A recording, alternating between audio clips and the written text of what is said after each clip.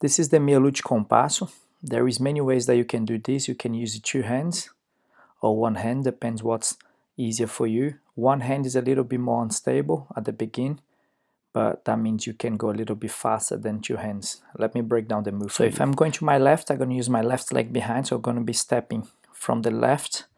The next legs go past that back leg, and then I'm going to practice just to lean my weight forward so I can get to my toes and pass my leg all the way around. And wait until that leg lands at the back as far as you can, and then you can stand up. So if I'm going to my other side, if I'm going to my right, is the right leg stepping first, the front leg cross, the pass leg. Don't go too far. You just need to generate enough gap so you can place your hand between the legs, but also keep your chin in so you can see it. So you can practice this move a couple of times before you just launch the leg. So you can see I'm just swinging and leaning the weight forward. Doing slow is very hard to keep the balance going all the way around. It's normal they're going to lose your balance, but it's important that you do this a couple of times until you can get used to it. Notice that I'm spinning on my toes, so I lean towards my arm and keep that weight throughout the movement on my front leg. And the more you do this move, you get used to it, but at the beginning it's really hard to keep the balance. So keep doing, practicing. So once I put a little bit more momentum into it, you see the legs and the kicks flows a little bit nicer, but it's very important that you let that leg go all the way behind.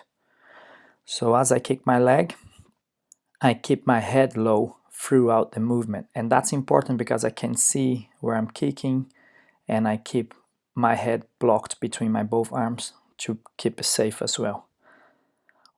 Some people prefer to do with two arms, but I'm going to show you can do with one hand as well.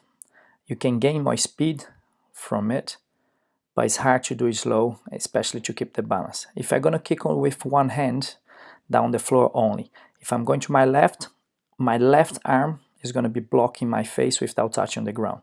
So as you can see, I step normally, I throw my hand as if I'm going to do with two hands, but the left arm is going to stay up and blocking my face throughout. As you can see, it's hard to keep the balance if you're doing too slow. So it's easy to kick the leg and then place the hand down. And on that order, normally my leg goes up first and then I place my hand down almost to break the move, to stop the movement.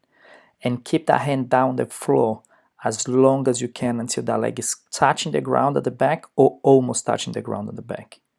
Once you're more familiar with the steps, you can put more momentum into it. It's much easier to control the kick, but let the leg of the kick goes first.